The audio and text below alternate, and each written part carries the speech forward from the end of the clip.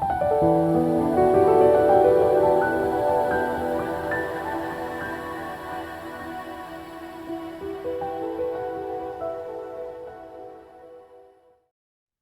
everybody, and welcome to Unconventional GMs, the channel where we play tabletop RPGs with pace, vim, and vigor. And today we're going to the old world in this newly released fantasy game from Cubicle 7.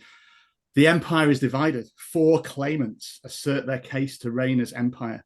The vampire wars are long since over, but fell threats abound. Beastmen, chaos cultists, orcs, and greenskins run riot through a divided land. We begin in the woods outside the river port of Talagaad, where our characters will awaken in a spot of bother. The old world has a system for bringing player characters together called Grim Portent, where you have an inciting incident that makes you sort of band together to do stuff. So we're playing through one of those that's in the GM's guide to see how it goes. But let's meet our unlikely heroes, beginning with my co-host Gaz. Hi everyone, I'm Gaz. When I'm not doing this, I'm also one half of What Would the Smart Party Do, the UK's premier RPG podcast. Today I am playing Alric, who is a slayer of the dwarven tribes. He has a weathered face like an old sack that's been left out too long. He's full of grime and bits of moss in the crags, a gritstone nose that birds might occasionally try to perch on while he's asleep. And he has a huge mohawk, which used to be orange, but is now dyed reddish brown from the blood and gore of various creatures that he slayed upon his way. He holds, clutched in his hands, even in sleep, his father's axe, which he hopes one day will break with him as he breaks, killing some horrendous monster, and then he can finally die and recover his honor, which was lost for some unusual reason in the past. Amazing. Let's see if the next 2 hours bring an opportunity for glorious death. I mean, there's certainly the opportunity. It'll be a target-rich environment, I think. But let's see how Alec responds to that. Let's meet Shane. Who are you playing? I am playing Gottfried, an arcane wizard from here within the Empire, a member of the Hexen Guilder, so trained in secret to use the magic safely for a certain value of safely. A brash, loud, and demanding man, proud of his polished boots and fond of fire. Amazing. Safely to a certain level of it. We'll hopefully get a chance to showcase those rules later in the session. Ian, who are you playing today? Hi, I'm Ian McAllister. I'm a tabletop games critic and journalist. My main site is The Giant Brain, and today I am playing Murtok the Elf, a wood elf who comes from, well, they're not allowed to talk about that in particular, but somewhere in the dark forests of the Empire, and everything about Murtok is sharp. Their face, their pointed ears, their sword, the arrows on their bow, and their cuts at the Empire and its descent into corruption and, well, chaos. Amazing. And last but not least, Jag, who are you playing today? Good afternoon, all. It's Jack here. I'm playing today Giselle de Bonhomie, who cuts a handsome figure as she sparks the campfire in the twilight, despite all the drab garb of the lowliest of Bretonnian peasants. But the sharp-sighted amongst you will notice beneath her coarse sackcloth of a dress, almost as worn as it is as Alric's tired flesh, is stiff brigandine leather, the sort that has seen and survived countless fracas. Here in Talabecland she is no mere brazen refugee of the ladies' country, and certainly no knight in exile either. She finds herself in the heart of the old gods' territory, to fight against tyranny, as all good brigands should, especially in times like this when so many pretend to the imperial throne. She fights for freedom. She fights for the preservation of the land, for the conservation of the forests in these times of ravaging change, and above all for taking a stand against haughty knobs across the old world and the accursed stain on humanity that is their legion of bootlickers. Fantastic. How very Bretonian she sounds there as well. So let's get started. I should say for a dice roller, we're using Roll20. We're not using an old world module. I think we've just built a few macros so you can see how the dice pool system works, but it's all out there for you to follow along at home and see how the system actually works. We'll try and talk through it as well as we do it so you get an idea. But our camera pans in some dark woods and the braying of animals. Well, at first it sounds like animals, but there's something all too human in those calls. And there must be hundreds of them rising up in anguish. For our players, a haze lifts from your eyes and you regain some level of consciousness. Through swimming, confused eyes, you feel hungry and you have a vague recollection that you might have been here for some time. You're in a roughly hewn wooden cage in a clearing in the woods, possibly the Drakvald, possibly another forest. You remember you had a life back in Talagaad and the river port that you needed to get back to. But more immediately, as you glance around the woods that you're in, you can see hundreds of beastmen, humanoid figures with cloven hooves and the faces of goats, bulls. There's hundreds of them here. There's more than you thought were in the woods near Talagaad. For some of you, there's probably more than you thought were in the Empire. This is a huge beastman horde. They luckily seem to not be paying you much mind. They're arguing, bickering. You can see a few of them descending into open fights. And you see next to your cage, the door swings slightly open. And the beastmen who are meant to be guarding you are in the midst of a thick argument. We should bide our time. It's too early for the ritual. That's what the Bray Shaman has said. The other one says, remember, we need to wait for the signal. We've got our spy in Talagaad. Got our spy. He tells us everything. When he tells us to invade, that's what we should do. It's no use all the tribes fighting like this, is it? And the thought of beastmen, even just one, being within the streets of Talagaad, at the heart of the Empire, strikes a chill in your bones. As if that's something, once you've escaped, you might want to look into and deal with. You look around, it feels as if you might have been here for some time, as if they were feeding you something that might have affected your consciousness, drugged you and kept you docile, which is why they've paid little attention to the cage that you're now in. You can just make out on the far side of the clearing another cage which has the gleam of your equipment in it. But you have for now a chance at escape. So to do this, we're going to montage it a little bit. You've all awoken. Some of you will recognize one another from your previous lives. You will have some connections that have already happened, but as a 4, you've got a chance now to escape and somehow make it back to civilization and maybe warn Talagaad of this invasion, maybe even try and find this beastman spy they've got.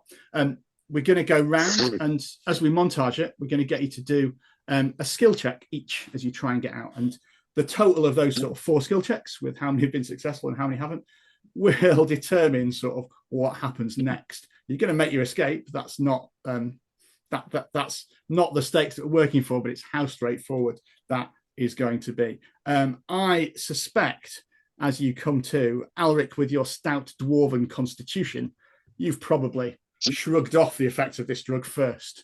So do you want to take the first action? Yeah, I think Alric's welcome because golden-throated warbler has alighted upon his nose and taken his thick nasal hair as excellent nesting material. And when he's plucked one out, I spring up and causing the bird to take flight. And I cast a suspicious glaze at Gottfried, a friend of old of mine, but we haven't seen each other for many years. Why would he be here in a cage with me? I can't think. A hated wood elf, a pomp and jay of a Bretonian. What foul company have I found myself in? And yet there are beastmen all about. And we must work out the petrol rivalries later. This is our first opportunity we must get from here. So I'm going to try and sprint across the clearing while people are arguing to get to the far side. The first thing I need to do is get to our treasures, wrench open the bounds of those things, the cages and chests that they're in, and recover my father's axe. That is the thing that means most to me. Amazing. That sounds like an athletics check to me. I think it is. As you do that, so do you want to make your roll, and we'll see how successful that goes. Sure. So I've got 2 dice because I've got 2 agility. Yeah. And I've got 3 in athletics, so that's my skill rating, and I get 1 success. Fantastic. That's 1. These are D10 dice pools. Each dice that's equal to the skill rating below is a success. So that 1 means it's successful. So 1 success is normally all you need. So, Alric, after casting a glance around, you sprint across back and probably return to meet your fellows with well, you've certainly got your father's axe. Maybe you've got all their stuff as well. And then this is the bag I brought with me that might have their stuff in. Yeah. That was sort of entangled in the shield, so you might as well take it all. Yeah. It's no problem. Brilliant. So we've got one success so far. So it's looking like your escape is going pretty well. Maybe the next person to react might indeed be Murtoch, the keen-eyed elf. Murtoch looks at the dwarf running off, leaving everyone alone, just like a dwarf to be selfish and think of themselves first before anyone else. He looks around the cage, suddenly awake from the warbler. A lovely song to hear, and he sort of whistles to come back to send a message into the woods for help. But while he's doing that, he looks around and sees an old compatriot, Gazelle, still asleep, still waking. He sort of shakes Gazelle awake and Gazelle, my friend, it has been many years. Are you all right? Are you okay? And sort of shakes over this other sort of like scraggly, I don't know what that human is over there, but he sort of tries to shake the human awake as well, get them to their feet, try and get them all out of here at once. He's going to just sort of try and get everyone together and get them out of there. Fantastic. I'm looking at the skill list for this and seeing what it is. I might be saying leadership, actually. I don't know, unless you've got a better offer for me. No, leadership sounds right. Yeah, to sort of get everyone together, apart from Alric. But cool. So I'm rolling 3 dice because it's fellowship. Yeah, and then against a 2. Cool. One success. Fantastic. Yeah, it is a successful awakening for everyone, and soon everyone is clear-headed and aware of what is happening. You're still, though, in the midst of these hundreds of beastmen, though, so there might need to be some sneaking past them or escaping to try and get to. Maybe there's a road through this forest somewhere you can find. Maybe let's go to Gottfried next. Shane, what's our wizard up to, and what are you going to take? Yeah, so Gottfried is quite a physically imposing example of an academic. Crooked and charmless, people have described him as such, but he's also has a hardy constitution, so comes around very quickly when Murtoch rouses him. And one of the things that's kept him alive with witch hunters is his exceptional hearing. So he sort of closes his eyes and concentrates, turning his head to listen and pick apart the sounds and try and figure out which direction has the least of those beastman scum to make our way through. Amazing. So that'll be an awareness check. I will give you, because you have got exceptional hearing in this, I'll give you 2 bonus dice to that as well. So you can add 2 to your initiative, I think, that you roll for awareness. Yes, it is, sir. Yeah. Amazing. So that's me rolling 5 against, that's me not, sorry, 5d10. 4. 0 successes. Oh my gosh. Okay. I'm going to spend a point of fate. Amazing to turn that into a glorious success. So yes. you can roll all your failures again. So you can roll all 5d10s again. Yeah, that's great. I'm glad to see my normal dice roll look is carrying. Oh, there we go. 3 successes. Amazing. So you are, in fact, at first, I think you cannot pick out anything above the braying hordes. It's clear as well to your wizardly senses there's some magic going on here as well. Some ritual is being started as well. But soon we get a little was it Sherlock montage where we see a path of least noise wending through the woods, and you are able to lead your companions away from the mass of braying beastmen. There's still a lot in these woods, but you are able to escape with the other 3 of them and into the deep, dark woods. You're still sort of in the deep, dark woods, though. Let's go to Jag. What's Giselle going to do to try and find some civilization? Is covering the retreat with her shield, as she follows behind everybody else and make sure that nobody is following us. As she's doing that, she's dripping little pieces of black powder so that she can leave a trail in case there is something that caches behind, and if we need to incinerate and cause an explosion or a distraction on our way out. Amazing. What kind of skill do you think that is? I'm wondering if that's a stealthy covering track. I think stealth sounds good. Yeah, do you want to make a stealth check? That seems to be covering your tracks. So stealth is agility, which is 5, which is 5 dice, and I'm after, oh, that's 55. 3 or less. 3 successes. And that's not rolled yet, I don't think. Oh, that's, That was the 3 successes from Godfrey's. yes, it is. Oh, great. So that's 1 success.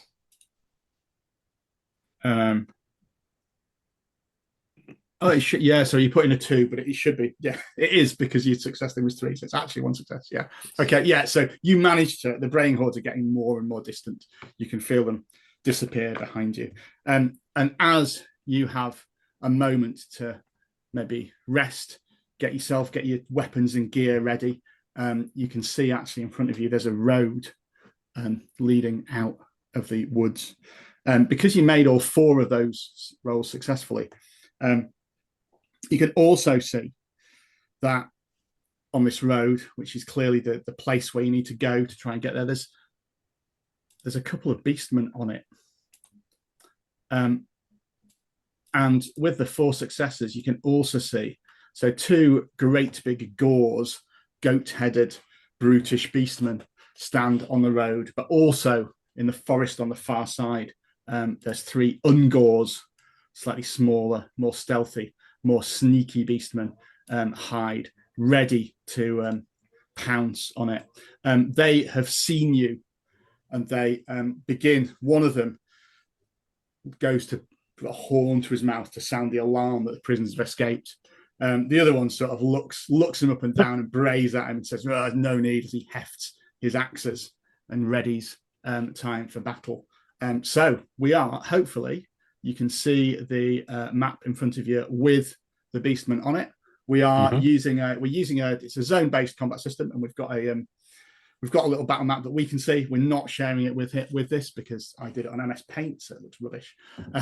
But you can imagine in Theatre of the Mind, we're just going to work around how these zones work. And the way initiative works in the old world is dead simple. Generally, players go first, unless they're ambushed, which would have happened if you'd fluffed some more of those rolls. And you can go in whatever order you want. Generally, you can move 1 zone for free, and then you can make your attack as you want. The gores are looking to charge. You can also see that the ungors, the smaller ones, are sort of hefting short bows to their sides as well and looking through that. And I'll tell you in advance, all 5 of these opponents are minions, which means once you inflict a wound on them, they're down.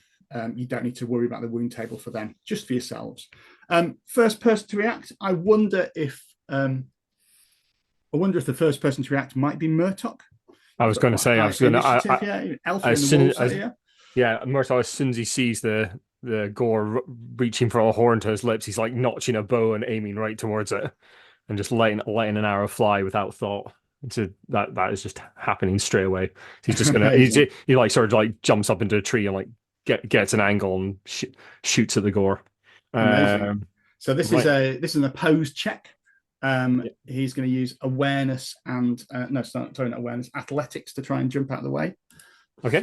So if you want to roll your shooting, we'll see who gets the most successes. Where is that shooting? There it is. Cool.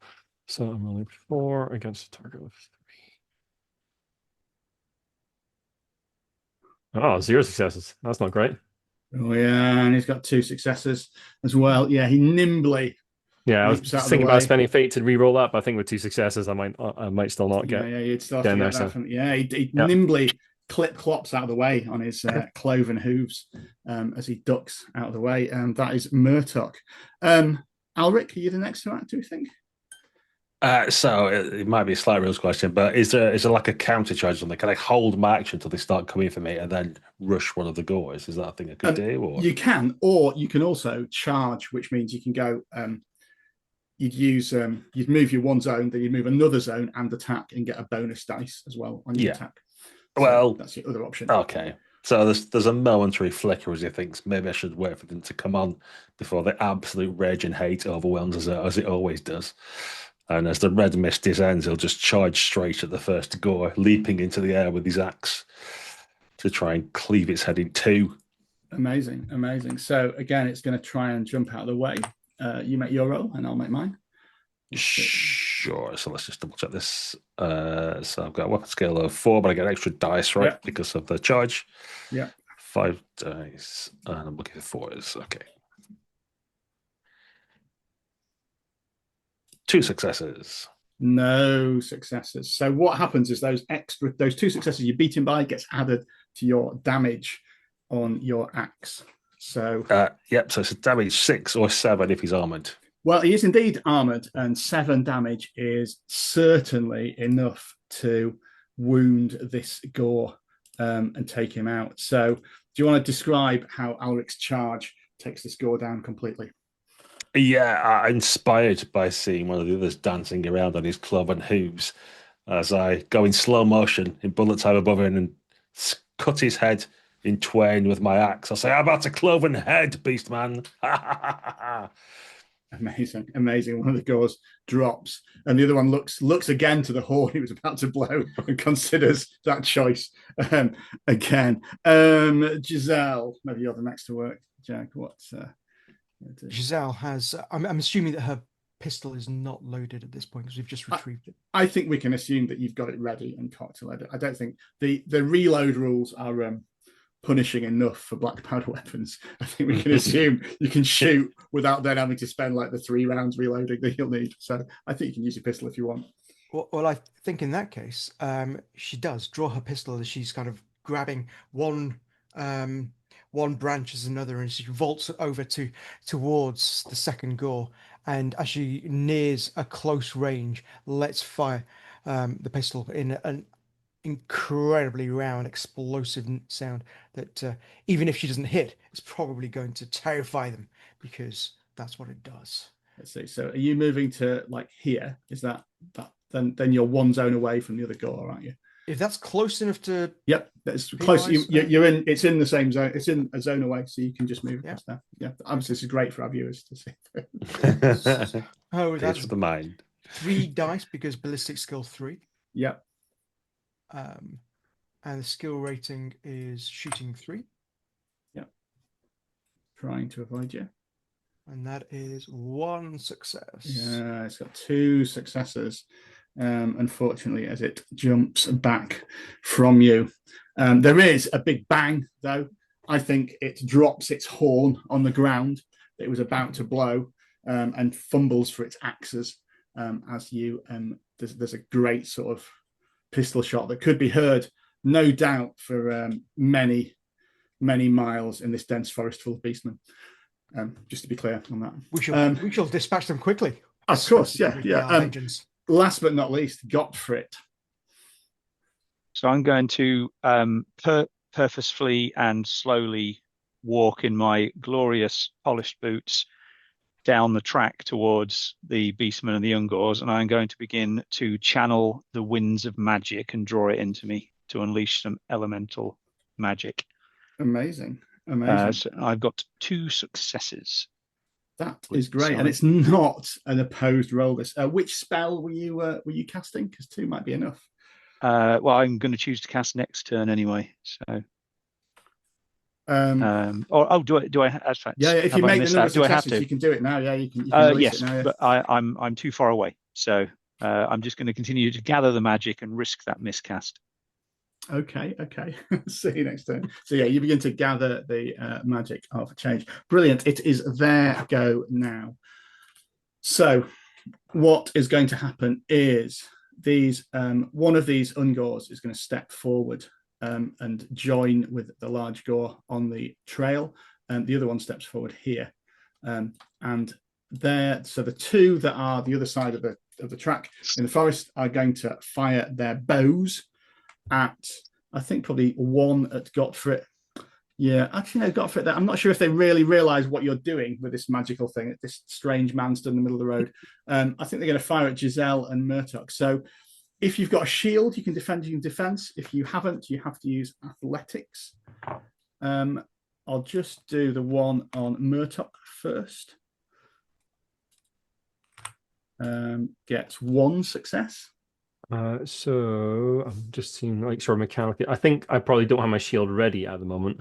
Yeah, unless I'm defenseless, I can always oppose an incoming attack with athletics. Go for it. I've got lightning reflexes. Cool. Where's athletics? It's there. 3 dice against a 4. 2 successes. Fantastic. Yeah. So you manage to avoid the bow shot that goes through it. And on Giselle, again, 3 successes. Oh, okay. Well, she's got a shield, so she's going to use defense. At skill 3, weapon skill 3 and defense 3 to oppose that. Yeah. 2 successes. Okay, so that is going to do to you 4 damage. So depending on what your resilience is 6. So you are merely staggered. Okay, staggered is, we'll just put a little indicator token up there. That means it doesn't really have any effect, but if you take any more damage, you might well get wounded, or you'd have to fall back or take anything. So I think you have an arrow poking out of your armor here. It's a grazing blow. You're fine to carry on, but you have taken some damage in there. Alric, the Gores are going to attack you. Let's do the little one first. He is going to attack with his crude spear. You can defend with, well, obviously with defense or with athletics. It's up to you. Yeah, I've got my sturdy shield, many scarred. Well, it's got 1 success to attack you. Okay, and oops, is that the right number? I've got 1 success as well. I knock his spear to one side. Maybe. So the bad news for you is that when there's a draw, oh yeah, the attacker wins. The tie goes to the attackers. That is a mere 3 damage though, which I think just staggered then. Just leaves you staggered. However, the other Gore, the big one, is coming in behind him and is going to try and take you on here. And his crude axe is actually a little bit more powerful, or not, as it turns out. I mean, feel free to roll, but he's got no successes, so he's not hitting you. I mean, neither have I, so it's just as well. The other thing to note here is that if you have, let's move him off here. If you miss with an attack roll, generally you stagger yourself as well, which fortunately has happened to him. So he is also staggered as he's off balance and has let himself exposed to your attack. It goes back to the heroes now for the start of the round. I'd quite like to go to Gottfried first. I think that might be the most exciting thing that happens here, one way or another.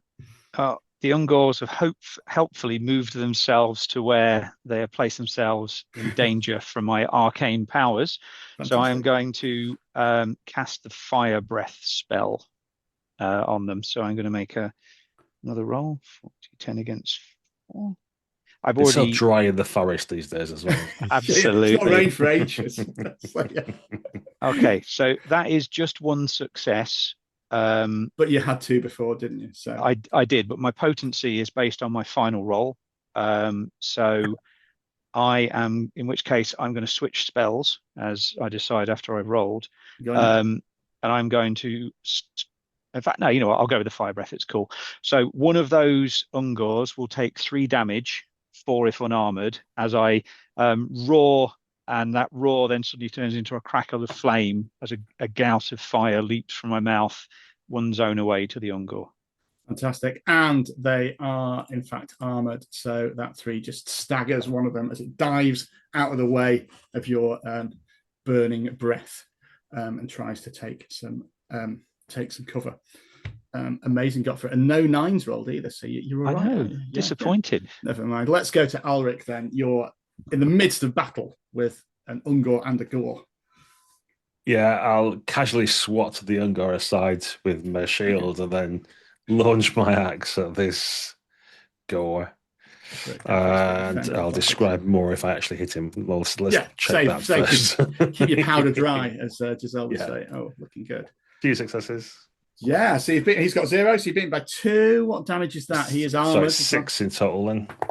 Well, that would in fact 7. Sorry, that would in fact have been enough to get rid of him, even were he not already staggered. As he pulls up the horn to his lips, and I cleave the horn in half before the axe bites deep into his face and into his brain, and that's the end of him. As I kick him off my axe and look sideways askance at this little Ungor next to me. who looks up for you, is like looking to see if he can find where that horn was that the big beastman dropped. Now that there's just Ungors left, Murtok. Murtok takes a moment to. I can aim and shoot in the same round. Can I? You would have to spend a fate point to take 2 actions. Okay. Aim is an action. So right, okay. I'll just have a shot then. I'll sort of take aim at the one of the Ungors or over here, Gottfried, the one that got staggered, and sort of dove out of the way. The one that's already ducked out the way. If they're staggered, are they more vulnerable? They're not, but it does mean if you stagger them, they'll get wounded or they'll have to fall back or whatever. So cool. They take more damage if you like when you. Right, cool, Danny. So yeah, I'll just draw my bow and shoot again at them. 4 against 3. They actually hit someone this time. Hey, you got success. And they have no success in the defense. So what damage does that do? And you can add 1 to it because you beat them by 1. So that does 5 damage. That is enough to dispatch that Ungor as your arrow flies true towards it with just 2 of them left. Giselle. Okay, so Giselle is gonna she's gonna prey on the weak Ungor that are remaining. Only 2 of them left, and they're looking quite. they're thinking this was unwise, taking on these struggling prisoners. She's not that much bigger, I would suggest, than Alric, but out of the foliage of the forest, there is this kind of blood-curdling scream that this Bretonnian peasant shrieks out as she rises up above this dwarven figure. Screaming in Bretonnian something to the order of "Get out of here, this forest, you fecked beastman!" And she pulls out from her own body this arrow that was thrust at her, and she brandishes her pistol. She is going to intimidate the heck out of them so that they turn and flee with their tails wagging between their legs. Amazing. So you're going to use for you it's leadership, but you roll with strength because you've got to prey on the weak. Talent. I'm going to give you 2 bonus dice for them as well because they've just seen 3 of their fellows, including all the gore, die. So that is 5 dice against. And they resist that with willpower. So I'll just give you a quick thing. That's the reason they're not that good at willpower, though. Funnily enough, 2 successes. No successes. Yeah, I think that is enough for these gore now to flee back into the forest. The horn that they were going to blow to alert them is left standing in there, and they scrabble back the other side, leaving tracks in their wake. Alric, as one tries to disengage, you certainly have a chance to cut that one down if you want to. Yes. Well, I was looking sideways at him, and then he started running away very rudely. Yeah. So I'll get a success. He gets none, so I believe your damage is 6. So nice to just. I'm making numbers up now. It's 4 damage, 5 if he's. That's enough. It doesn't need to be any bigger than that. You take this Ungor down, and so just one of them flees into the forest, terrified by you. But you have dispatched the final threat of beastmen and escape. And you're on a road. You notice this road is actually quite well travelled. Murtok, you may note that although you thought you were in the Drakveld, you're actually not that far from Talagaad. It's not entirely impossible that you could walk there, although the forest at night isn't a great place to be, even for someone of your skills. But the cart tracks might lead you to believe there might be some traffic in this in this road, even if it's not that common. And indeed, as you are sort of wiping the blood off your blades and I don't know what you're doing with the beastman bodies. Just chuck him to the side of the road, or? Well, I think part of the Drakenveld's on fire now, isn't it? So can we? Just throw it. So if you need more fire to burn the bodies, sorry, try that in character. We need more fire to burn the bodies. I have an endless supply. I think, my good wizard, that the fire that you have lit, he points to the incredibly burning forest. Probably enough for now. Amazing. And just as this is coming, you do indeed see a carriage approach. There's a hooded driver in front, and then a sort of kind of carriage. There's some luggage on the back, kind of carriage that would fit maybe 6 to 8 people at a tight sort of squeeze, and you see it approach down the road. You see the coachman's eyes like glow as he sees the fire at the side and these beastman bodies being piled on it. And you see him just gee his horses on to go a little faster as he does. You wanting to hail this carriage down? Hold, Goodman! Throw my authority at him, being Okay. silver status. Oh, indeed, you are silver status, aren't you? Yeah. Do you want to make me a leadership check? This will go well.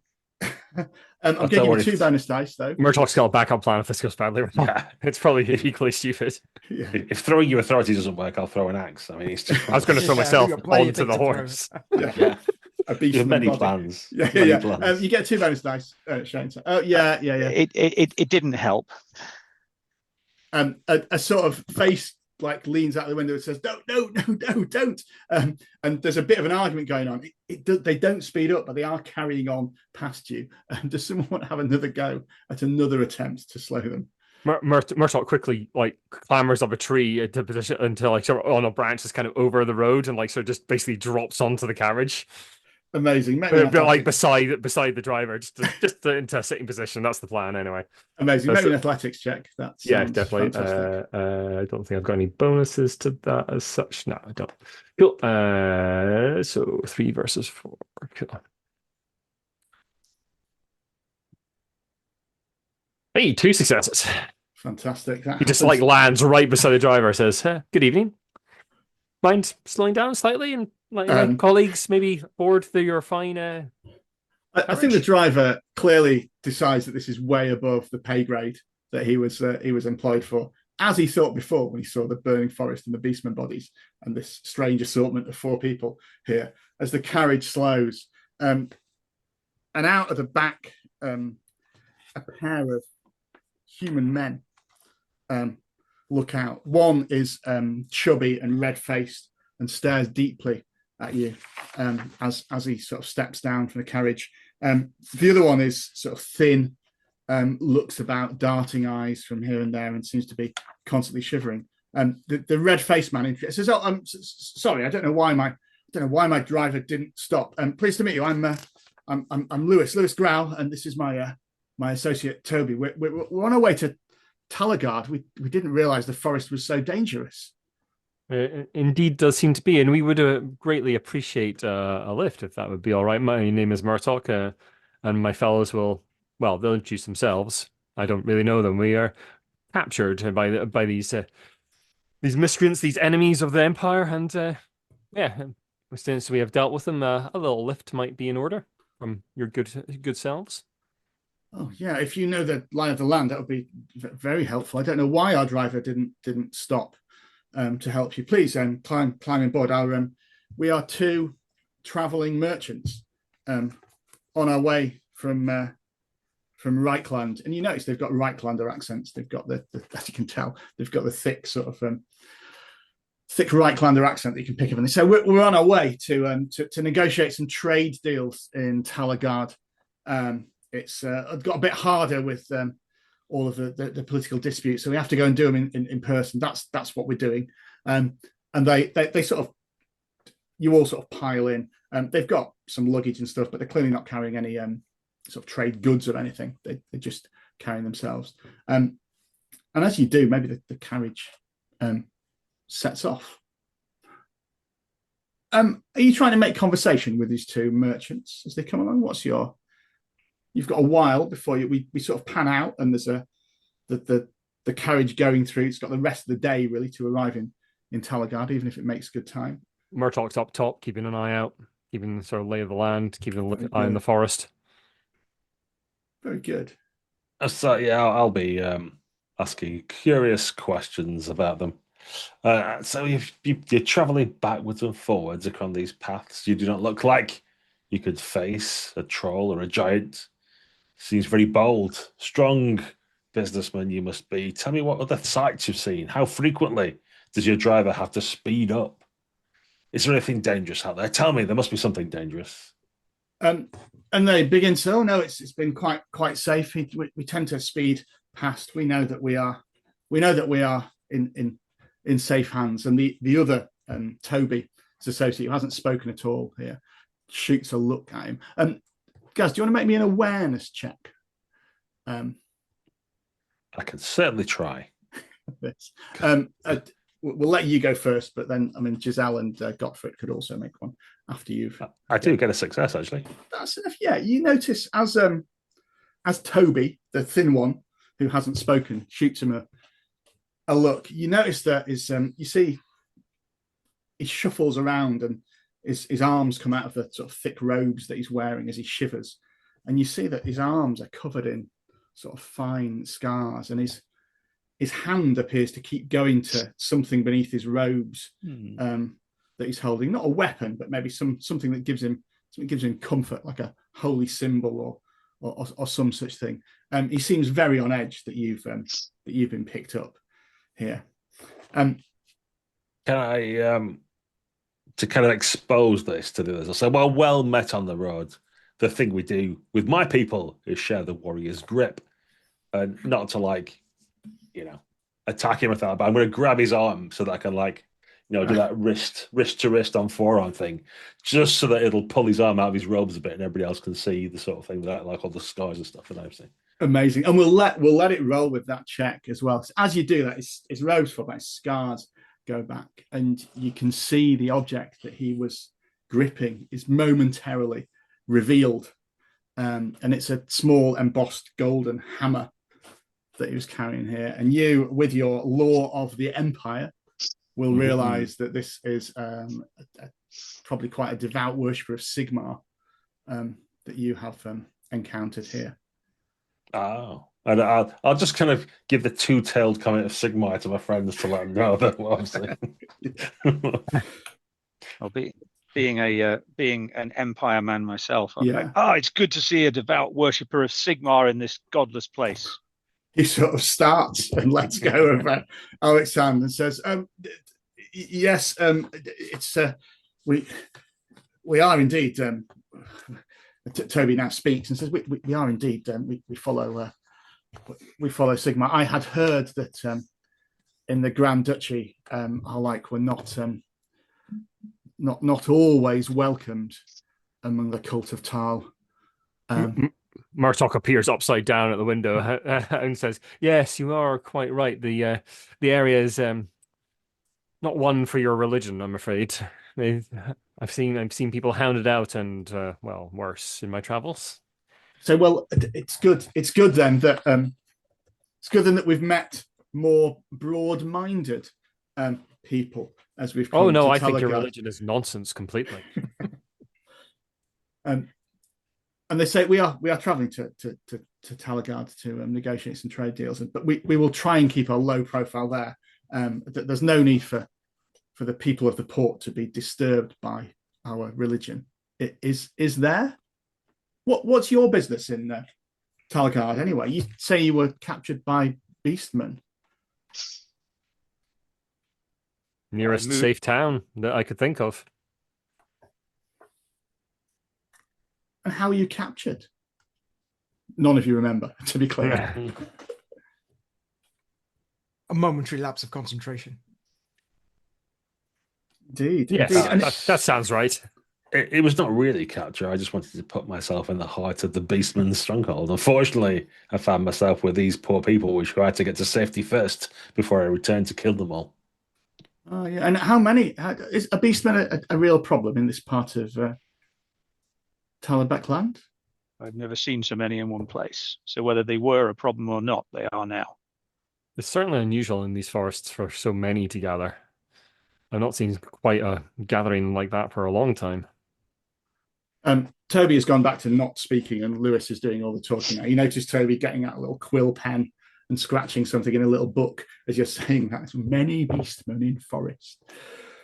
They say, I mean, we should keep an eye out for one another in Talagaad. I would hate for us or yourselves to get into any trouble. We have, although we're strangers, we have a few contacts among the merchant guilds and the like. We could offer you some support when you get there. I also have friends in the town, thankfully. Oh, good. Well, here's to and you notice Lewis is actually popping out. He's found a bottle somewhere, and he says, "Well, let's have a toast to our continued alliance." And Toby then speaks, "And discretion," and pours you a small glass of Reiklander wine that you can knock back. A small glass, you say? I'll be just glowering at him. It's a tiny thimble. Amazing. Dwarf, you can have my share as well. I do not drink such libations. And with that, the carriage rolls on, and we pan out, and we see it soon arriving at the port of Talagaad. A chance for our characters to take some rest and respite, and maybe look for this beastman spy they found out about. We're going to take some rest and respite here as well. We're going to take a short break, and we'll cut it down for you. Just be a few seconds for you watching at home. We'll take 5 minutes. We'll come back, and then we'll have some more antics in Talagaad in the old world. See you soon.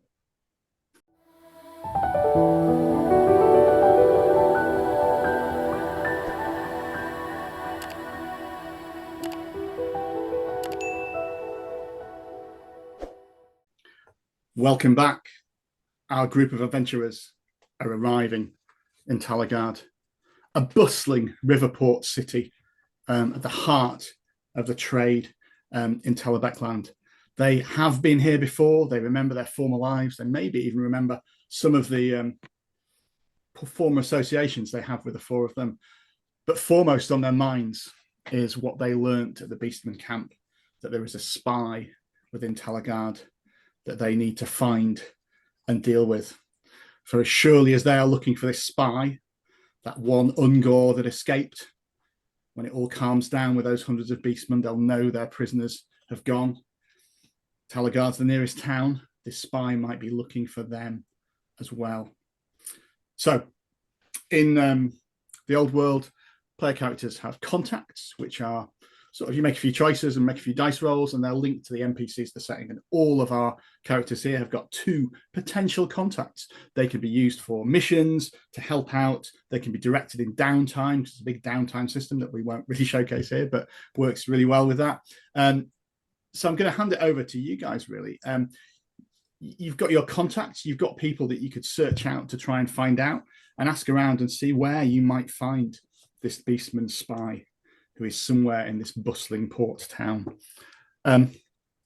Maybe we'll mix up the order a little bit. Giselle, what were you thinking of doing first? Well, like any good peasant, she gets a bit thirsty at this time of night, and so she finds her way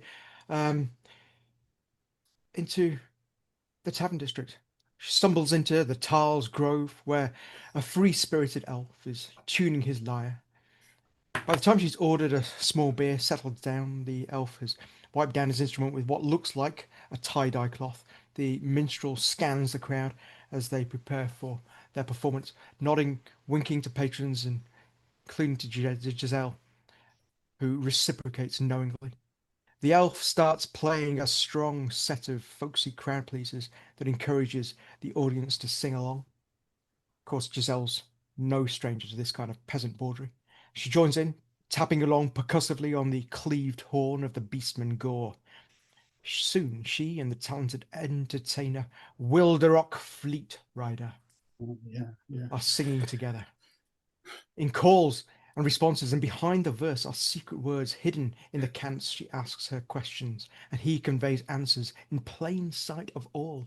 By the end of the set, Giselle is much the wiser of the elfish newsbearers' knowledge of their prey, and the crowd is ignorant as ever.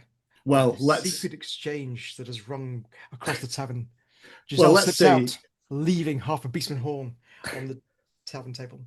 At some point in the last few sentences, there's a dice roll. That's exactly how it falls. Yeah. And so the way we're going to do this is going to be a sort of skill challenge type thing, an extended exacting test, where between you need to go and get 5 successes. Each failed roll will tick up. Once you've got 3 failed rolls, 3 failures means that the beastman is going to come for you, and your fight's going to be in less favourable circumstances. So, Wilderock Fleet Rider, you are. I love the communicating in secret, whispered musical tones. I'm going to give you a bonus dice for that. I think that this is probably going to be a charm roll. Yeah. unless you can make me a better offer. I can't make you a better. I'd love to make you a better offer, but I think it is a charm roll. Like melee or something. Yeah. So yeah. you get an extra dice though for that, because I like the secret bit of it. So it's fellowship is 2 + 1 for the secret dice, and a skill rating of 2 to beat 1 success. Amazing. So that is 1 success. We just need 4 more. Your voices weave in and out tale of the areas of Talagaad, looking for where somebody could be in hiding. Certainly no one will be openly out as a beastman, so there must be some magic at work disguising them so they look like a human. The place where a limited disguise might work would be the docks. There's so much coming and going on both sides of the river, across in the old bridge. Nobody stays there for too long. That would be the obvious place to look for someone like a beastman spy. That is what you find out. Fantastic. So Giselle has found out a potential location. There must be some magic at work, though, concealing this beastman's appearance, and maybe a need to get to dispel that or work with that a contact might be able to supply. I wonder if, speaking of magic, if Gottfried has any investigations he can carry out. Well, Gottfried has 2 close associates. One a knowledgeable scholarly wizard, and the other one a disgraced layabout noble. So, of course, the disgraced noble. For who better to be plugged into who is also trying to insert themselves into society? Horst von Schmettoch, an old friend. I risk my reputation to share a meal with him every now and again, for even though he is of higher status, his disgrace could affect me. And he'll be down near the docks gambling, as he always does. He may be disgraced, but the commoners don't care about his disgrace, only his purse, and that still rings with gold. Indeed. I think Horst is. I think as a disgraced nobleman, it's one of those things where he goes down the docks and gambles with these peasants, but he's actually a really good card and dice player. His one skill is taking chances and running the odds, which is what he's had to do all of his life. So there's a sort of grudging respect among the stevedores and dock workers amongst him. So we find him in this grimy tavern as he's playing along with this, and he looks up and says, "Gottfried, I trust you've brought your coin purse again, and it's refilled since last time we met." Horst, my old friend, yes, I have some money to lose to you. Excellent. How about a game of 3-legged beast brag, which I ask him because I know it's a 2-player game, so we can talk in. He says, "Oh, certainly, yes, come with me." And some disappointed sort of gamblers step away with a nod from him that he'll be back after that, and we get into a tight little smoky snug, and surprisingly good wine is brought and poured for the 2 of you as you sit there crouched face to face with your knees almost touching in this time thing. An attempt is made to play the cards as long as your discussions go. What are you asking him, Gottfried? Basically, I'll sort of in quiet tones, I'll be sort of telling him of the rising beastman threat and my escape, and that we overheard that there's somebody here spying for them. And has he heard of anybody? Have you heard of anyone, my friend, who is trying to weasel their way into the good and the great and learn the things they shouldn't? Not the normal lick spittles, but somebody asking the clever questions. Amazing. I think you'll have to make a roll, and then we'll see how that is. I believe, again, this might well be charm. Oh, good. Excellent. Let's do that then. I'll give you a bonus dice though for the gambling and getting it private makes it much harder for the people to hear you. So get an extra dice for that. So 3 dice, 3 skill, 2 successes. Amazing. He says it's so hard to spot people that are out of place down at the docks now. Things coming and going, all kinds of stuff. Apparently 2 Sigmarite cultists arrived in town the other day, claiming to be traveling merchants. Preposterous. Somehow they're getting away with it. It takes all sorts now. So goodness knows what they're up to. I think there's a few places you might try down at the docks. The Elven Embassy, they always know the goings on here and there. And the other place, that the pub that sees the most ins and outs of travellers coming in, is the Roaring Badger on the south side of the docks. They're the places I'd go if I wanted to find this out. The Roaring Badger, eh? Haven't been in there since that night, you remember, with the 3 dwarves and that strangely small woman from the Reichland. I do remember she wasn't a dwarf, as it turned out, was she? I still have no idea what they were doing or No. where that beastman horn came from. But anyway. But yes, here's your good health. And so you've got a few more leads there, and you just need 2 more successes to track this down. Easy way, we could go to Murtock, we could go to Alric. This might be the last bit of investigation that we do. Maybe Murtock, we talked about elves there. There's magic afoot. You might be a person to investigate here.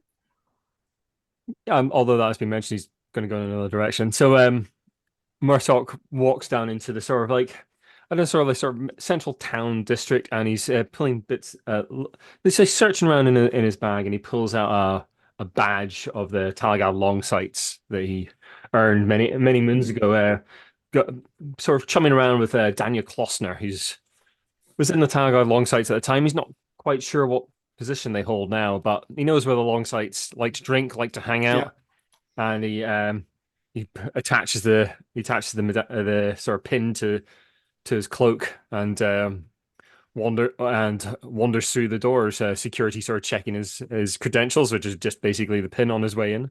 Yeah. And seeks out Danya amongst the revelry that is inside. Yeah. Much singing and noise and talk of soldiers and battles. She shouts you over and says, Murtock, my friend, I thought you'd be wandering out in the woods, as is your wont. Come back to civilization, finally. Good man. Daniel, my friend, the sort of class player, pick him up and give him a hug and sit him down. Yeah, I was indeed minding my own business, as it were, but I ended up being captured by some beastmen. Don't quite remember exactly how that happened, but yes, myself and a few others that I came into town with managed to escape. But we overheard talk of many strange things there. Can we talk here amongst your men? Oh, indeed. And she sort of maybe your men have ideas as well. Yeah, she ushers some of them away, but the other officers sort of gather round and are like, beastmen in the woods. Well, we know there are beastmen in the woods. We are trying to deal with them. Our patrols do take them out whenever they get closer to town. On the roads. Not even army could take out the number I saw. Hundreds. Beer gets spat out. Really? A huge herd, a huge gathering, like of which I've not seen in a century or more, at least. These are strong words. What do you suggest? Well, we overheard them talking, and there was implication that there might be they had contacts somewhere in the town. Any strange comings and goings? Any cults disrupted recently? You know the kind of thing I'm asking for. And they look this way and that, and Danya doesn't know, but maybe one of her men does. Do you want to make me a leadership test? I think probably is the way to do it. Yeah. If we can get 2 successes, you will find out. 3 versus 2. Hey! Indeed. 3 successes. They say, that is unusual. And one of the officers who has been on sort of keeping an eye on the city watch and says, there was an incident last week. One of the Roaring Badger's regulars, a lad called Stench, they call him, sits in the corner, pays well, never has any trouble. Somebody tried to rob him last week. Stench ripped his arm off. Just fully ripped his arm off? As in, right off. Is Stench known to be a particularly aggressive and strong individual? Really calm, just sits and watches. Oof. See him sometimes shuffling around the docks. Some sort of beggar, traveller from distant lands. Face looks indistinct. Nobody can quite place him. He does smell, though. He does smell. And they look around, they say, of course, most of the men in this city smell quite bad, but he's exceptional. And so the stench can just be found around the docks. What was it? He drinks in the Wandering Roaring around? Badger, but you'd be wise to avoid trouble there. There's all sorts going in there, looking for an excuse for a fight. Daniel knows I can handle myself. I'll be all right. Indeed, but you may want to keep this a little bit below the attentions of the rest of the people. As she looks around, she says, this hundreds of beastmen in the forest, it would be wise if not everyone were to find out about this. Panic, civil problems and so on. Yeah, I understand that humans are prone to such outbursts of emotion over such things.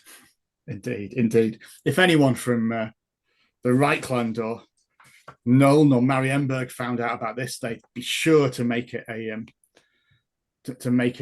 difficult for Duke Ludwig to stake his claim. If there are rumours of beastmen in our forest, that's the last thing we need. Maybe you should be in the Empire finding out. Maybe you should be less concerned about putting a crown on his head and more concerned about the beastmen in the forest maybe rampaging towards your town. You're not the first person to say that, Murta. Well, good luck. Hopefully you can deal with this spy. Let us know how you get on. And there's a clink of we'll put some patrols in there so you can we'll try and keep the city guard out of there for a bit to give you time to I appreciate it, Daniel. Good to see you. And a round of drinks for you and your men. He throws some coin on the table. Excellent. And with that, you have located the likely suspect. We have got all the successors to mount your strike. But let's just have a look. Let's visit Alric and see what you've been up to while everyone else has been doing those investigations. Well, I think it makes coincidentally that I'm in the Roaring Badger at this point. So I've gone to meet my friend. Is that the word for him? Is that too strong? Cox Flummery, the halfling bounder. He got me out of Drachvald one time, got me out alive, and that's where my shame stems from. I should have stayed and died with the rest instead of listening to some stupid halfling. More feel me for getting drunk with him. And that's the scene you see with me and the halfling on either sides of a table with another set of beers going down. There's all the empty stuff around us as well. Like, having a drinking competition once more. I've completely forgotten about finding information out. Yeah, I'm sure there was something on it. But Alec, you said there was something you wanted to talk to me about. Can you recall what it was? It was, no, something about the woods, but I've forgotten now. Oh, never mind. Another round. So we have a quick sort of montage. It all comes together. We see the four of you gather, possibly in the Roaring Badger, actually, as you realise that time is of the essence. We also see this mysterious man, Stench, face indistinct, hard to pick out any features in him, as if somehow concealed by magic, and fetching like strange messages in the night and looking over and being handed rough-hewn like sketches of your faces as well as he looks at them. And you have a chance to make your move. So I think, am I like staggered out to go and like relieve myself off the water some side or something into the river? And that's when I see you three. Whoa. Yeah. So go ahead. Share your knowledge with Alric. And you do know that time is of the essence. You might need to strike tonight. Alric, you didn't come across an individual called Stench in there? I think Stench by name and maybe Stench by nature, perhaps? Oh, there's a guy on the opposite side who reeks. We had to go in the lounge area with Cox. I normally would be in the main bar salon, but honestly, even by my standards, worse than some kind of a slant guts innards or something. It was disgraceful.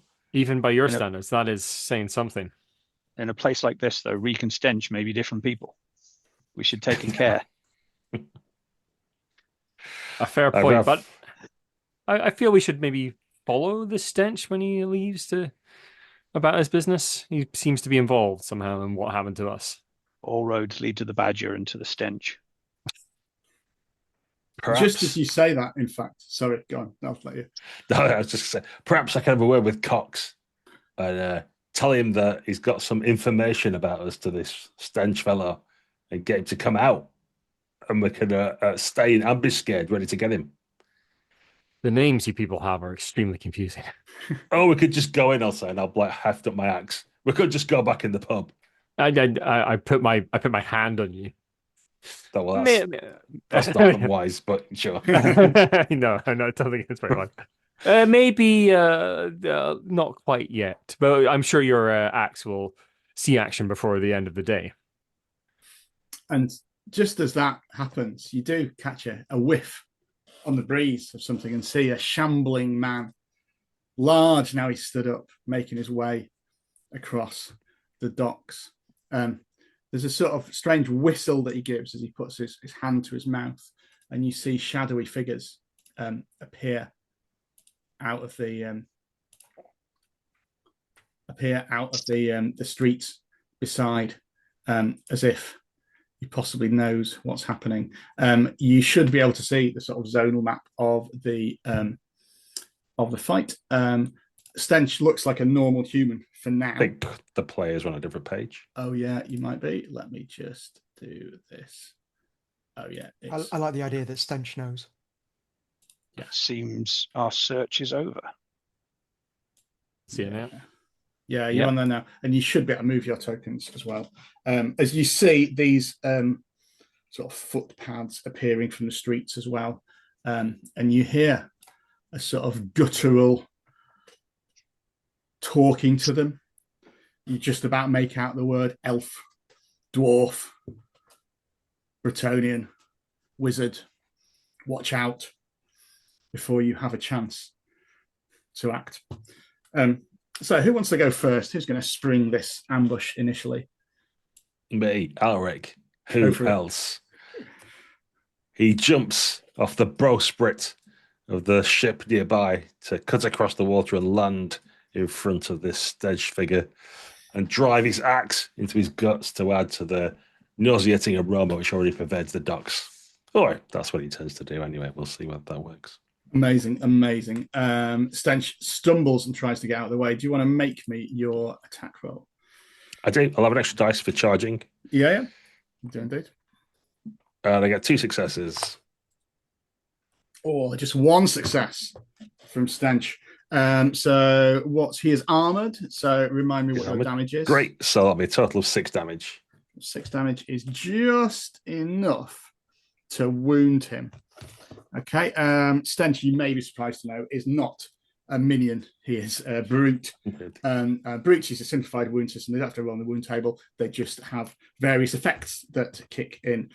When a bestigor such as Stench takes 1 wound, it means his next attack is glorious. Just to put that on the table, Gaz. Oh, good.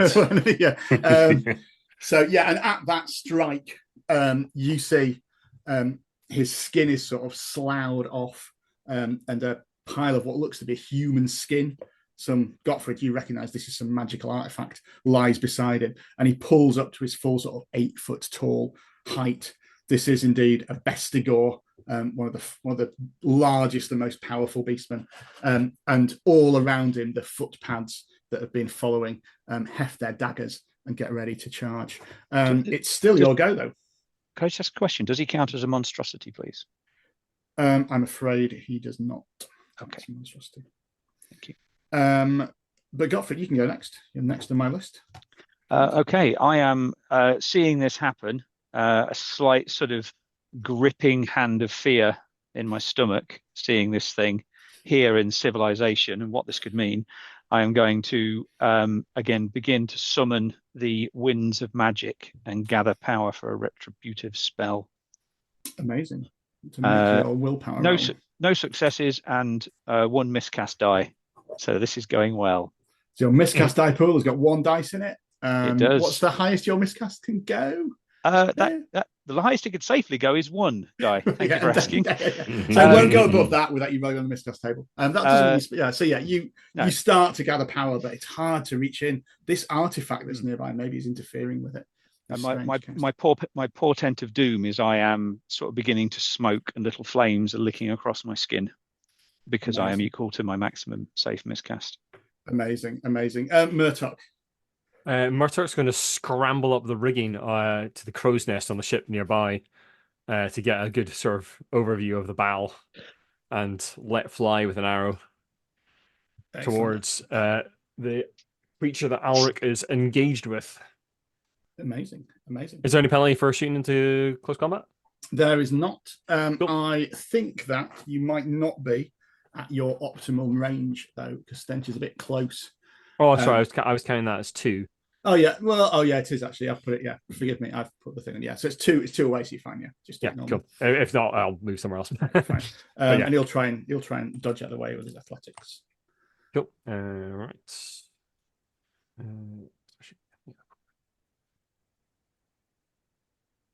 2 successes.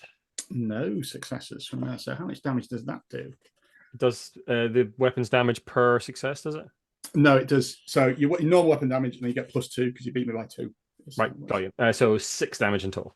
Okay, that is enough to wound him again.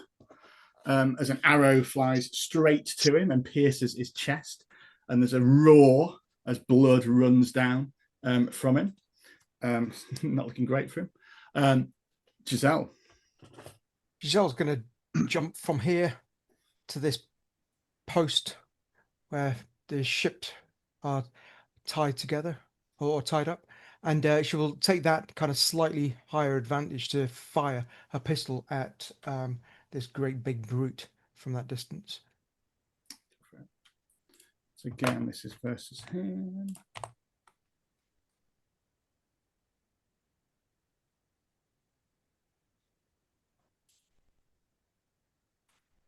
He's got 2 successes to avoid it. It's 1 success. Can I bear some fate to re-roll some of the failures of it? Yeah, you can spend a fate point to make that attack glorious and roll an extra. So if you roll 2d10 with a target of 3, and we'll add that onto that 1 success. 2 dice, target 3. No successes, my goodness. No, yeah. Again, there's a big bang and smoke everywhere. But yeah, a lot of. Well, I'll probably take advantage of all that smoke in the next round. Yeah, fantastic. So yeah, I think for flavour, I've like knocked your pistol out of the way. It goes, no kill stealing. It's bad enough with that elf. Amazing. So I'm going to do the foot pads first, and then the Bestigor. So Alric Stench is going to just focus on you himself. Gottfried, Giselle, and Murtok, you're going to have to try and avoid some shots from short bows from these foot pads.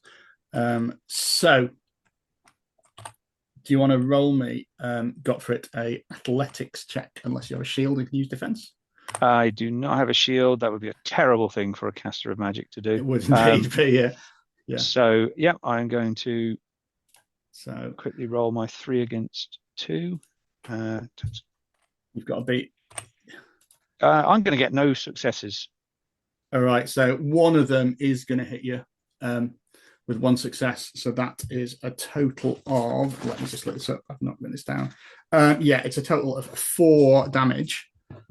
Is that a wound for you, or is that just my resilience is 4? So it is indeed a wound for you. Would you like to roll me a d10, please, Shane?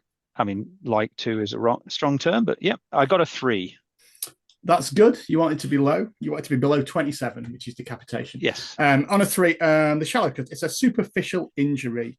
The shallow cut or nasty bruise is a lucky escape. You suffer no consequences beside the usual penalties for untreated wounds. So you have got a wound, which means if you take a wound again, you're going to be rolling 2d10 on that wound table, but you don't have anything. So if you just note on your character sheet, you've got superficial injury and it's not treated yet. Already done. Excellent. Giselle, 2 of them are going to fire at you. Do you want to roll me a either defense or athletics? While I get this wrong. Oh dear. No successes at all. I think this might be another time to roll to burn a fate. Yeah, you need 1 success. One of them's got. Remember, you need to get 2 successes to not be hit by it because your attacker wins a thing. Okay, so it's rolling 3 again. Yeah, with its shield. Still, again, no successes. Whiff. Again, that's going to be 4 damage. Does that leave you staggered or wounded? Resilience of 6. So yeah, you just staggered. Okay, you have to sort of take cover behind some boards to avoid that. And finally, Murtok. Yep. Not finally, because obviously the Stench has still got to go, guys. Don't worry, I haven't forgotten about that. Oh, no, I'll take your first answer. That's... So one attack gets 1 success, and another gets 1 success as well. So Athletics. 2 success until, yeah, so it's athletics. Well, there's 1 and 1. You just need to beat 1, basically. Okay, cool. Separate shots. Dandy. No, not 24. 4. 1 success. Okay, so it's just going to be 3 damage. Actually, no, it's not, is it? It's going to be 2 of them hit you, so it's going to be 2 lots of 3 damage. So I assume that staggers you. Rather than yeah, my resilience is 4, so yeah. So staggered. the first one, this is quite good to showcase the rules. Actually, the first one leaves you staggered. The second shot, you can't be staggered again. So you need to choose whether you are going to give ground, which means you move a zone away. How we probably do that is you go back to the deck of the ship, if you see what I mean. Or you drop prone, or you take a wound. Yeah, I think I'll probably drop to the deck of the ship and like take shelter behind the sort of like stuff at the front of the ship. Yeah, you're peppered with arrows and have to like climb down the rigging. Yeah. You realise that you're in a really good place. I jumped down gracefully, obviously. Yeah, obviously. Yeah, you're in a really good place, but you're illuminated against the moonlight really well. There's like a silhouette of this elf with a bow that they're all firing at. Blowing in the wind. Yeah, and finally, Stench is going to. So if you recall, Gaz, his next attack is glorious as he swings at you with his massive axe. Yeah, I was taking a second wound as well. I don't know if that does anything else. Yeah, no, that's the same. He's still in 2 wounds, so yeah. Okay, fair enough. It doesn't trigger that. So yeah, would you like to roll me a defense check? I'd love to, and I get 1 success. Oh, he's only got 2 successes, but he can re-roll. He's only got 1 success, but he can re-roll those 2 dice because it's glorious. Oh, just 1 success. You got 1 as well, though, didn't you? I did. So it is going to be damage 7 as his massive axe connects with you. That is upsetting. So that would be a wound. Okay. Do you want to roll me a d10? You can choose whether you want to burn a fate point until after you've seen what wound. Oh, right, yeah. Do it first and then decide if it's... okay. Yeah. I get an 8. Which is more than 3, I'm going to point out. It is indeed more than 3, in case you were wondering. But less than 10. So shock or temporary, it's shaking grip is your wound. Shock or temporary nerve damage jolts down your arm. Drop what you are holding in a random hand. Until this wound is treated, you cannot use the aim action. Okay, so odds my shield evens my axe. It's my shield that gets knocked out of my hand. Yeah. And you're shaking. I mean, the aim action doesn't strike me as something that Alric often used before. Not as such. No. Just a reminder that you have your father's axe as a power you can use once per session, doesn't it? Where you can, yes, it does. Just so you're aware of that. And that is indeed their set of rolls. We can notice the footpads are still sort of knocking bows and stuff. After their attacks, some of them are going to move. Sorry, I should have done this so that they actually move to engage some of you. So this one's going to climb down here. So you've got 3 there. This one's going to climb down there. And these 2 are going to move in here to try and tackle Giselle. And these 2 are going to move again along here into that quite crowded zone. I should say Stench is bleeding quite heavily now from the various wounds that he's taken. He doesn't look to have a huge amount of fight left in him, but this only seems to enrage the footpads. It's as if they are some weird beastman cultists and not mere robbers. You're not convinced if Stench drops, they won't try and avenge him. But it is back to the top of the round. Alric, do you want to start proceedings off again? I would love to. So seeing if it's bleeding, and at this time, it's appropriate to say if it bleeds, we can kill it. So I'll shout that out. And then I'll launch myself at the creature once more. Fantastic. For 2 successes. Tries to defend and gets 2 successes. So you just inflict what your normal damage would be, which I think is 5, isn't it? Is that right? Against the damage file, yep, 5 damage. Excellent. So he is shaken. Although I can't put it on the map. So yeah, you see him.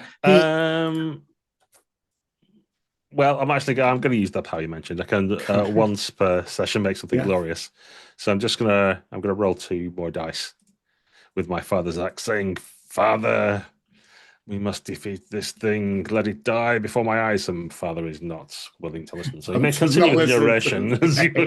Yeah, so Stench is being battered down from you, and he's having to sort of dive behind his base. He's off and his thing, but so he's staggered now. Yeah, sorry. Did he move gave ground, did he? Or no, he just got staggered. He wasn't staggered before, he just took 2 wounds. So he gets staggered again. Yeah, got it. I'm there. Let's go to Gottfried next. Okay, I'm going to continue to, being as things are dangerous, I am going to continue to gather magic, but I am going to weave the multiple winds. I'm going to add a bonus die, which will also add a miscast die. Amazing. Which will cause a miscast because, more interestingly, I just want to see that. Yeah. So that is 3 successes. I am going to spend a point of fate, not burn it, to re-roll 2 of those dice again. So your miscast pool is at 3 by my calculation now already, because you've got a 9 in that roll as well. Absolutely. Absolutely. Let's do it. And another 2 successes. So that's a potency 5 spell. Nice. Excellent. So I'm going to cast it before the miscast. Because this is going to be a bad miscast. And I basically take a few steps forward, and when Alric ducks and weaves at one point, I will unleash that fiery breath from before, but white hot with the fury of a good Empire person seeing this in the heart of civilization. So 5 targets are affected by 3 damage, 4 if unarmored. Okay. As the fire splashes across them. And they need to be, so that's that zone basically. There are 5 of them in that zone, 2 footpads, 4 footpads and Stench. Yeah. The 4 footpads that you've targeted with that are indeed aflame. Their resilience is only 3 and they are minions. So you burn all 4 of the footpads completely. Stench is staggered and he doesn't want to have to do this again. So he rushes away and has to give ground. You can leave that once in a round though. So he rushes back along the pier, moving out of that zone. And yes, what's your miscast? Miscast 12. I'm glad I got a miscast. Okay. Turn into chaos spawn and fluff it off into the water. Yeah, it's okay. It's like 38 is the one you want to get lower than a miscast, but it gradually goes up. I think 36 is a rift in reality to the realm of chaos. 12 is okay. Arcane power spills forth from you in every direction. You are staggered, and a minor effect associated with the law, so elementalism, occurs within short range of you. A small flame might kindle, an illusionary creature may skittle towards an ally, or a slain foe may begin to chatter in horror. You are already staggered. Oh no, you're not staggered, are you? No, I'm not staggered. I'm wounded. Can I say that that small fountain begins to boil from the fire? That's nice. Yeah. Roil and boil and give off steam and. Amazing. That works. Let's go to Murtok. Murtok's seen Stench retreat, pops up from behind cover, notches his Hagbane tipped arrows, takes aim, and I'm going to spend a fate to take aim and shoot, basically. Yeah, so you get an extra. Well, so you need to make an aware. So the aim is to make an awareness check. Awareness check first. Yeah. Extra dice. Yeah. Yep. So 3. Oh, 0 successes. Oh well, still. But I remove the stagger condition because I've got careful aim. Yeah, so I'm no longer staggered. Excellent. And then I'll take a shot. All the same. Yeah. Well, but still 2 successes per hits. He's got no successes. What's 6 damage? 6 damage. And he is drained from my Hagbane tip arrows as well. Well, do you know what? He's not drained because that is enough to defeat Stench. Alric's not going to be happy about that. Yeah. Do you want to just narrate how this looks? He said something about stealing a kill. Murtok, what does this look like? Because you're using enchanted arrows here as well. So although they haven't had a chance to inflict range, probably they can look impressive as you shoot them. So I stand up behind. I notch this arrow, which sort of glints a sort of green sort of like spike at the end of it in the moonlight. It looks almost sort of like transparent jade. I kind of look to it. And I like line up the shot. Then I look over at Alric and I just a little wink out my eye and I let it fly. Don't you dare! Don't you dare! Yeah, we see the arrow go through. I don't even look. I just look at Alric. I think we see, and then a little bow when I hear him sort of just drop to the floor. I think we see Stench drop in sort of slow motion. In the background, there's just Alaric's face shouting out, "Oh, yeah!" Of the burning corpses of all the other ones around me as well. It's like, I'm surrounded by enemies, and now there's nobody. Finally, there are still 2 footpads that also scream. Yeah, go kill them. Charge in to try and exact one last bit of revenge. But Giselle, it's your turn. Can you finish them off? They look unperturbed, don't they? They look, and they're perturbed in the sense that they are enraged and still going to try and kill you. They seek a glorious death, for they will surely be hanged for their association with this beastman spy anyway. I'm sure we can oblige them. Yeah. So I'm gonna charge straight at. Well, Giselle has gone vaulting from one of these posts to these other posts and jumps over to this other thing and then lands just in front of this footpad over here. Drops the pistol, pulls out the sword, and comes smashing down. Is that close enough, far enough to charge? That's completely. You can charge. You get extra dice. That's makes sense. So okay, let's make that 4, and the target is 4, not 24, and that is 1 success. Crikey, a lot. It has 1 success as well. What's your damage for your sword? Damage for the sword is 3. So that is just enough to dispatch this footpad, who drops dead from that. The last one, enraged. So it's their go now. The last one, enraged, is going to try and charge at you, Giselle, and try and take you with him as he strikes you with his dagger. Do you want to roll me a defense or athletics to get out of the way? So he's got 2 successes. I'll roll an athletics, I think. I get no successes on that at all. It's going to be 4 damage you are going to take. Does that wound you or does that stagger you? I suspect that's going to wound me. No, it's resilience 6. All right, so your options are you can drop prone, you can give ground, which probably means moving a zone away, or you can take a wound if you want to. I think I will probably take a wound. I think I've probably been caught unawares on that. Amazing. Roll me a d10 and we'll see what it is. 1d10. 7. Yeah, so a gashed brow is what you suffer. A cut to the forehead turns your vision red as you try and blink the blood out of your eyes. You need to test endurance, or you're going to be blinded, Giselle, until the end of your next turn. So just give me an endurance test. Endurance. That is 4 against 3. 2 successes. That you're fine. You managed to wipe your brow and get the blood out of your eyes, and it's back to the top. Alric, one of these cultists, probably the leader, certainly the best at surviving, is still fighting and has just fetched Giselle a foul blow as well. You've never seen Alric so angry. He was surrounded by beastmen on the docks. He got well and truly drunk, thinking he wouldn't have to wake up tomorrow morning with a hangover because he would be dead. And now look, there's just charged bodies around him. The main foal's got an arrow in his head. On the other side of the docks, having run away. Yeah. And now the last remaining footpad's not charged him, but charged after some Bretonian whelp instead. Furious, white hot with anger, he charges the last footpad to put an end to this mockery of a battle. Left this one for you.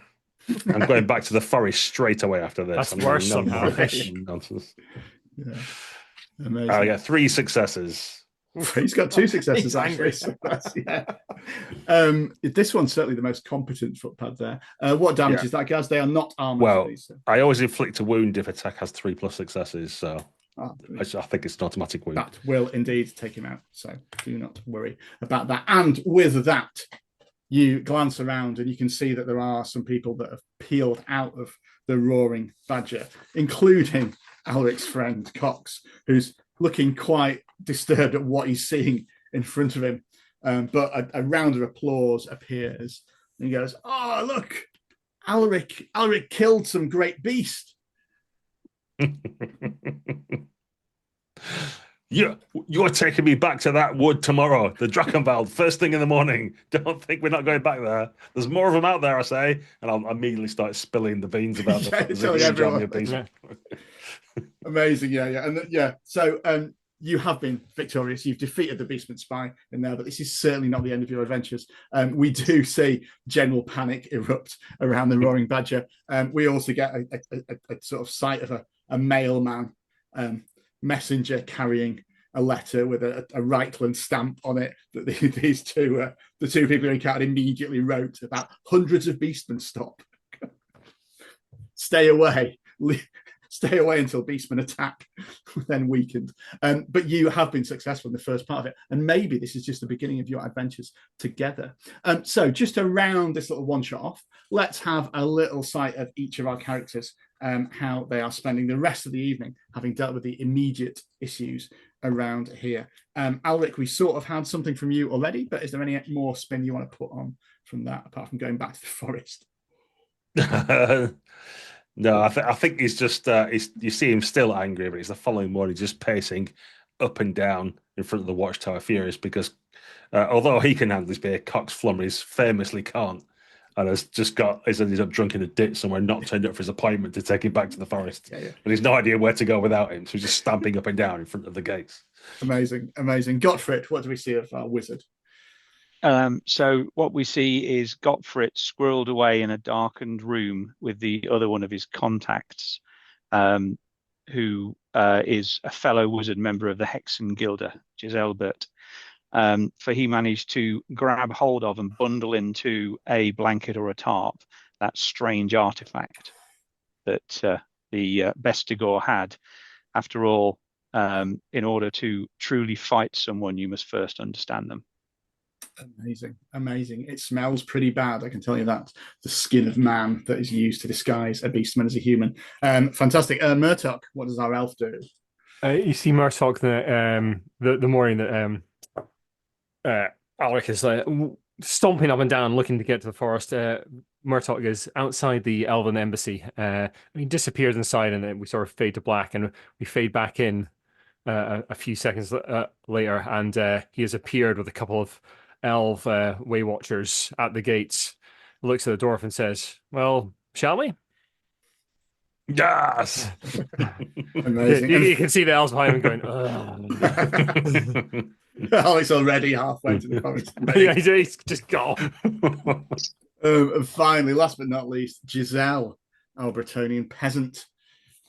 Giselle has retreated back to the secret lair that is where her and some of her companions from previous escapades have taken root. You see her as she's stitching her wounds with Rosamund Gross, an impoverished deserter of the Free Companies, an old soldier. This is my spoils from this. It's great. It's more peasant wounds to get to cement my disguise.